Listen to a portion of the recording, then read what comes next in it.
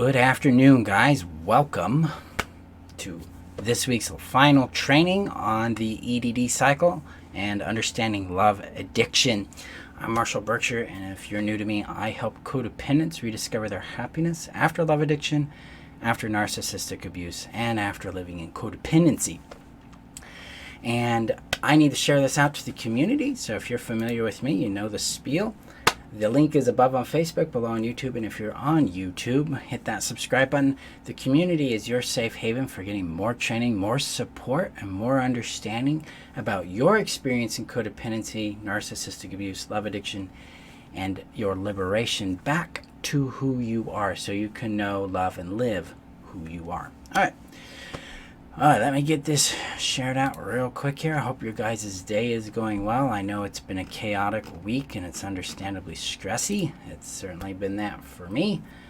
My heart goes out to those experiencing the chaos, experiencing the injustice that's going on, and let's lend them our support and our voices to help them accomplish what they deserve to have, safety and freedom and what's going on. All right, so today we complete the third phase called the discard of the the despair phase. So in love addiction, there's two cycles going on. You have what's called the sad cycle, which is the seduction, abuse, and discard cycle. And then you have the second internal experience called the E.D.D cycle, which is euphoria, despair, euphoria, distress, despair. And now despair is today's focus, and this happens when the abuse distress phase begins to evolve into a phase of resignation for the codependent. This is where you start to give up. You start to realize how powerless and helpless you are in getting the narcissistic abusive person, the person you're in love with, to change their behavior and return back to the seduction euphoria phase that you've been hooked on. This is where you've internalized a sense of stupidity, powerlessness on yourself, blame for yourself. You feel like you're the problem, you're the cause of their behaviors, things like that. And you've been actively denying their role in the experience. You've been justifying it. The most common justification codependents have is that they have trauma or they're in pain, and that my love is going to help them heal. That's a fantasy that we often have with that. And we stay hooked on this because we are in what's called attachment distress. Attachment distress is this experience of losing a sense of self, a sense of safety, a sense of groundedness and gravity in our lives when a person that we have attached to leaves. This creates a huge amount of internal emotional stress, anxiety, panic, depression, and attempts to control and to fawn and to convince the other person to stay around. This is what children do when they feel like they fear losing their parent. The parent's going to abandon them. We're experiencing the same thing, except we're experiencing it with a very toxic person. And sometimes that is our parents. That's what it was in my case. So this despair phase is this powerlessness and hopelessness that shows up because we don't have actual power to change these people. We never did. We never will. It's not a power anybody actually has. And so we're being confronted with the concrete physics about what's going on in our world, going on in our reality, that we have actual no power over others, and we never were supposed to. That's one of the most important things we can understand and accept, is that I wasn't supposed to have the power to change them. Your power is in acknowledging how they're behaving and then making appropriate responses to that based on your own innate value and core value and your relationship to your worth and who you are. But as codependents, we don't have that, and so we're stuck in this thing called external orientation, where we think they're the authority, they're right, and we're viewing ourselves through their eyes, and that is causing us to go through this cycle right here. So I'm going to switch this over. So when we go into despair, depression hits. Resignation hits, a gutting emptiness hits. We collapse in on ourselves. We conclude that we're the problem and that we're not worth loving, we're not worth knowing, we're not worth keeping. That it is us that deserves this in some way. We are actively denying exactly what they are. We are justifying their behaviors while incriminating ourselves, which is exactly what the narcissist wants, because in this phase, they're just going to take whatever they can get from us. And they often start to do that by replacing us with other people, places, or things. This is when they go out and cheat on us. This is when they start paying more attention and love to other things like cars or video games or work. This is where they're out showing the world how beautiful and wonderful they think they are while actively ignoring us. This is where they act like nothing's wrong, nothing's happened. This is where they're in denial and they're actively ignoring the pain we're in. And they're astonished when we bring it up. They're astonished that we're in pain. They just can't fathom why we would be so depressed and upset. And then they criticize us for it and blame us for it and call us weak and tell us to get over it. Maybe we got to go get therapy, things like that. And so they're feeding us this message of we're still broken and we need to fix it, so they're not so bothered and encumbered by the situation that they've created and that we've contributed to. So this is where we feel like we're thrown away, because they're discarding us either literally or emotionally, and there's nothing we can do to deal with that. And that shows up as that depression, that resignation, panic attacks, feeling frozen and paralyzed. This is the despair phase. So how do we get out of the despair phase?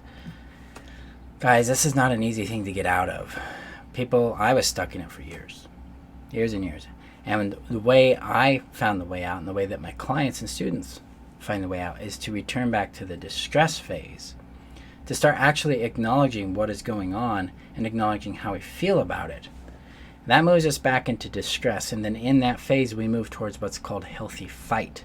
Rather than fixing, we move towards fight. And healthy fight is not about them changing. It's not even about us advocating with them for our boundaries. It is about us making choices that extricate us from the relationship, from that dynamic, and put us into more healthy, loving, reciprocative experiences with healthy, stable people.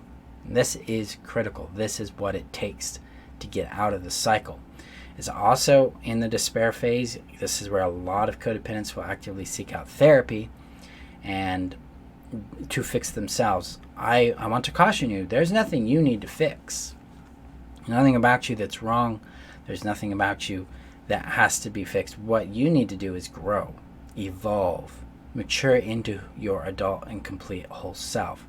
That's why I look at codependency as a coping system rather than a disease or an identity or some sort of flaw in us. It's really how we survive this kind of cycle.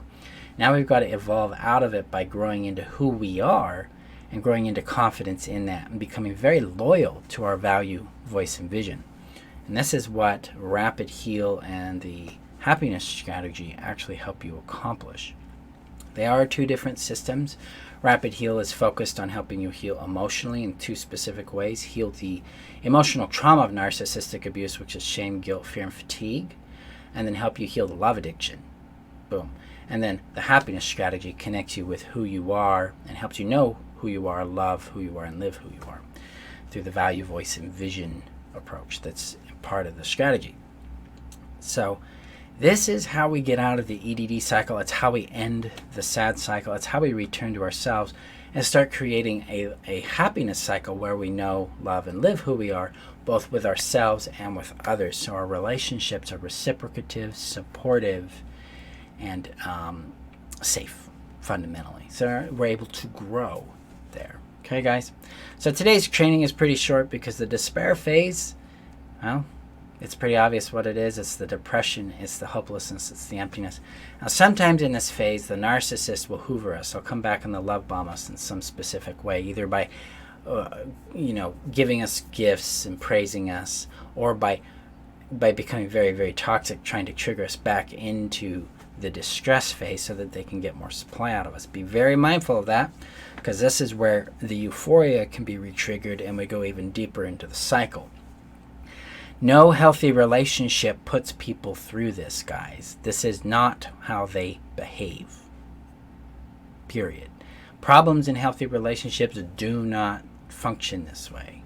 They have their problems, but the problems are usually about a disagreement in priorities, a disagreement in values, but they're not attacking the other person. They're not putting them down. It's not abusive in any way. It's just conflictual. So I want you to think about that. Now, if you're stuck in the despair phase, it's time to start acknowledging your reality. Start acknowledging how you feel about the way they're treating you. That's where your freedom's going to come back. Okay? And then get into the Addiction to Connection course because the doors are open. We have currently 37 seats open because I've expanded it from 25 because I only teach this once a year, and this is it. You can learn more about that and enroll with the link below. I mean, it's an extremely affordable program at $500. It's 8 weeks of live training where I teach you how to regulate your nervous system and how to realize yourself, know who you are, and connect with that. How to heal the attachment distress and the euphoria so you don't go back to them, and how to build safe, nurturing connection with yourself and with others. That way you're free of the love addiction and you're free to build healthy, loving relationships and friendships in your life. So make sure you sign up and get you in there and make the change that you deserve in your life right now. Okay? We start June 28th. Make sure you get in because there's some special deals that will come out with this next week that I think will help. And make sure you also get in now because you get the bonus for the live mentoring hours for a lifetime. Usually it's $297 a year, but you sign up now, you get it for life. That means you can talk with me for the rest of your life in group. It's basically live group coaching where you get what you need. We give you that support. Okay? I appreciate you guys. Be safe, be healthy out there. And I will see you guys for next week's trainings on more on love addiction, specifically the intermittent reinforcement cycles, and then how we start to exit this nightmare and get back to our own well-being and happiness. Okay? Thank you guys. See you soon.